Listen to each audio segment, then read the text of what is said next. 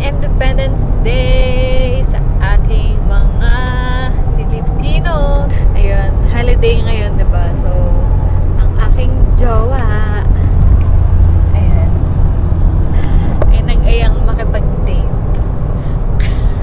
Magsasamgip daw kami. Pero, ngayon ay pupunta muna kami sa Carmona ba? Sa Carmona. So, after Carmona, pupunta na kami sa Silang. Doon kami magsasamgyup and magkakape. Saan ba yung kape? Sa Silang din. Doon din. Sa Cafe Agapita. Cafe Agapita. So, ayan. Ang gloomy ng weather ngayon. Wala namang bagyo. Baka sadyang tag-ulan na lang talaga. So, yeah. Guys, wow. It's been a long time since nag-upload ako ng vlog.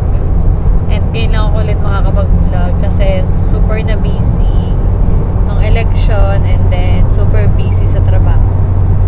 So, pasensya na. So, guys, andito na kami sa Shabunoknok. Shabunoknok. Sa Shabunoki.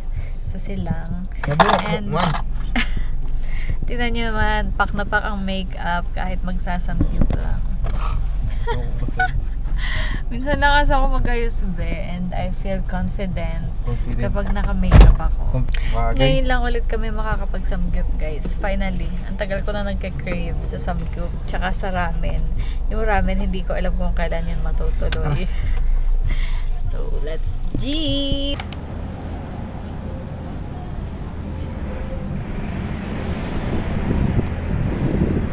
Naaya ko si Louie sa Tagaytay. Doon kami dadaan pa uwi, kaya lang ayaw niya. So, tatry ko pa siyang hilot-hilutin.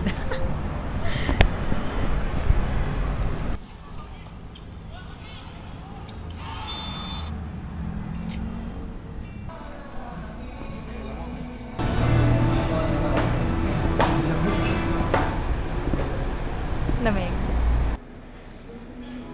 Rice cake.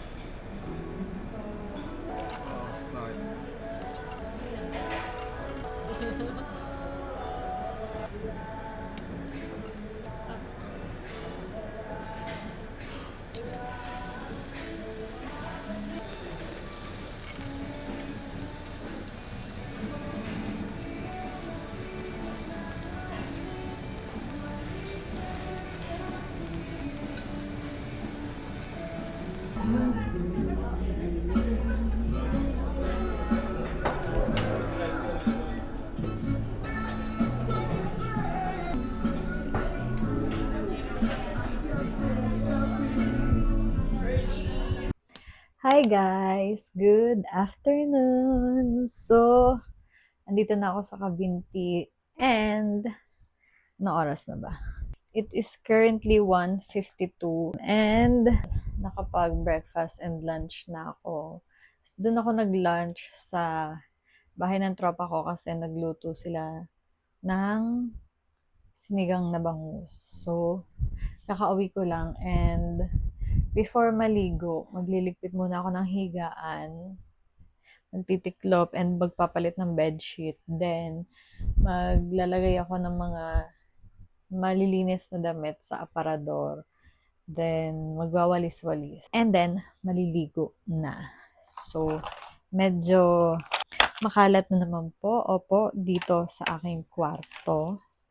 Parang may dumaang bagyo na naman.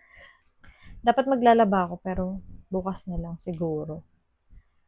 Since gusto ko rin naman magpahinga.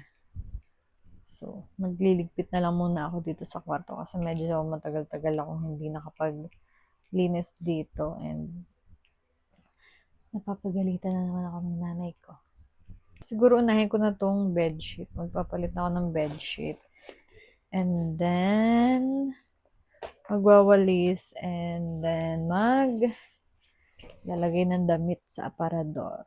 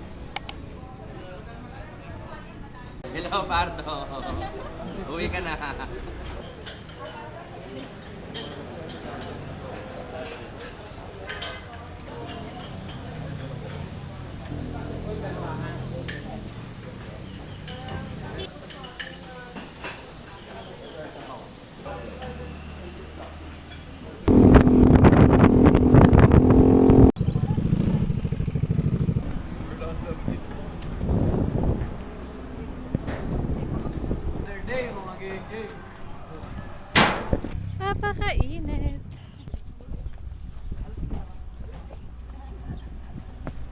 Sunog na naman.